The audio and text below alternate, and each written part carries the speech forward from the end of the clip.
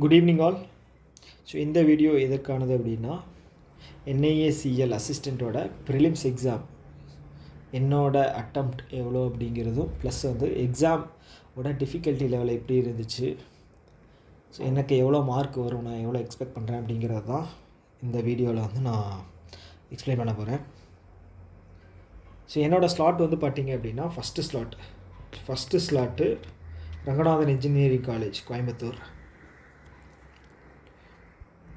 So இதில் இந்த NIACL அசிஸ்டன்ஸை பொறுத்தளவுக்கு 40 வேக்கன்சி, தமிழ்நாட்டுக்கு வந்து 40 வேக்கன்சி விட்டுருக்காங்க. போன வருஷம் வந்து கட் ஆஃப் எவ்வளோ இருந்துச்சு அப்படின்னா 92 சம்திங் என்னமோ இருந்துச்சு, எனக்கு கரெக்டாக ஞாபகம் இல்லை, ஆனால் 90+ தான் இருந்துச்சு. ஓகேவா? ஸோ அப்போ வந்து எக்ஸாம் லெவல் வந்து நம்ம வந்து ஈஸியாக இருக்கும் அப்படின்னு சொல்லலாம் கண்டிப்பாக. ஏன்னா வந்து 90+ அப்படிங்கிறத வச்சுருக்காங்க. அப்படிங்கும்போது ஸோ RBI அசிஸ்டண்ட்டுக்கு எப்படி இருக்குமோ அந்த அளவுக்கு இருக்கும் அப்படின்னு சொல்லி நம்ம எதிர்பார்க்கலாம். ஆனால் ஆக்சுவலாக அப்படி இருந்துச்சா அப்படிங்கிறது வந்து தான் இந்த வீடியோவில் பார்க்க போகிறோம்.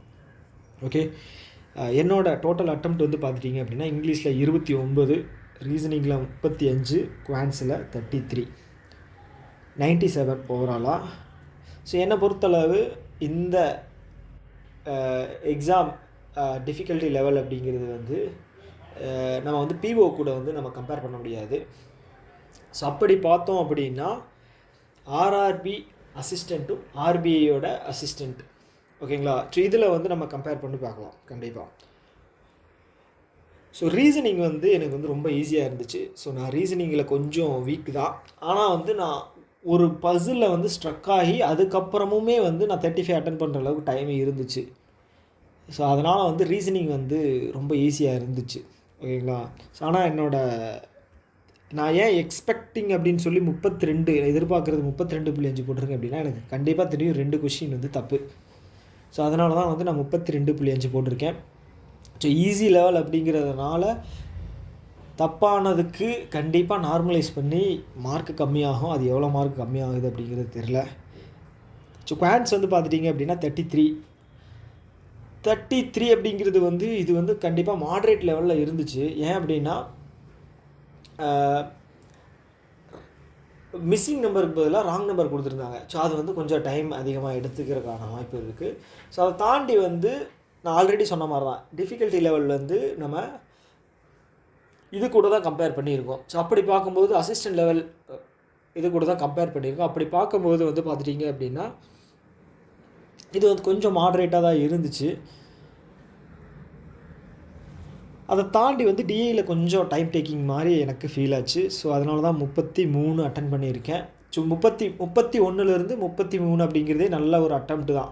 ஸோ நான் வந்து எப்படியாவது ஒரு டைமாவது 35 out of 35 வாங்கிடணும் அப்படின்னு சொல்லி ரொம்ப நாளாகவே ட்ரை பண்ணிகிட்டு இருக்கேன். போன எக்ஸாம் IBBS கிளரிக்கலில் வந்து பார்த்துட்டிங்க அப்படின்னா 34 அட்டன் பண்ணேன்.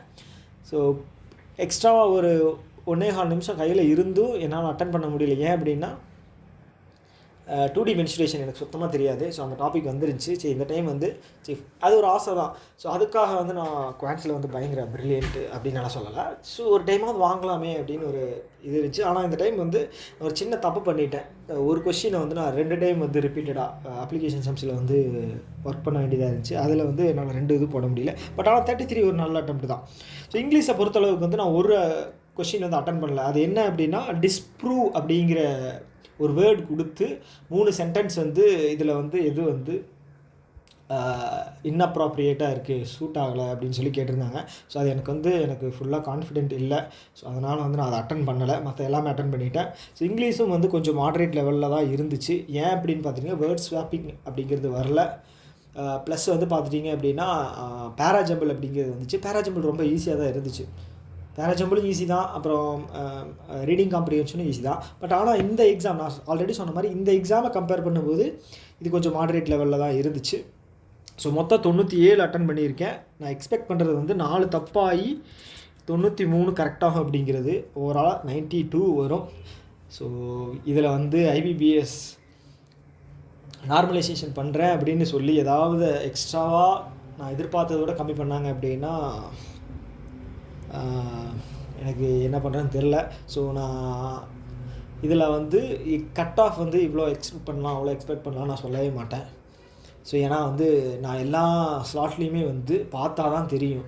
ஸோ நான் அதை பார்க்கவும் இல்லை. என்னோடய ஸ்லாட்டை வச்சு நான் சொல்கிறேன். கட் ஆஃப் நான் இதில் சொல்லவே மாட்டேன். போன வருஷம் எவ்வளோ கட் ஆஃப் இருந்ததுன்னு வேணால் சொல்லலாமே தவிர நான் எக்ஸ்பர்ட் கிடையாது கட் ஆஃப் ப்ரெடிக்ட் பண்ணுற அளவுக்கு.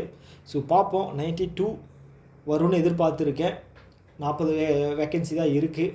ஸோ எந்த அளவுக்கு வந்து ரிசல்ட்டு நம்மளுக்கு ஃபேவராக வருது அப்படிங்கிறது. ஸோ இந்த வீடியோ வந்து இவ்வளோ தான். ஓகேங்களா? ஸோ உங்களோட அட்டெம்ப்ட் எவ்வளோ அப்படிங்கிறத வந்து கீழே கமெண்ட் பண்ணுங்கள். எவ்வளோ நீங்கள் எக்ஸ்பெக்ட் பண்ணுறீங்க அப்படிங்கிறதும் நீங்கள் கமெண்ட் பண்ணுங்கள். ஓகேங்களா? ஸோ ஓகே, இன்னொரு வீடியோ மீட் பண்ணலாம். டாடா பை பை.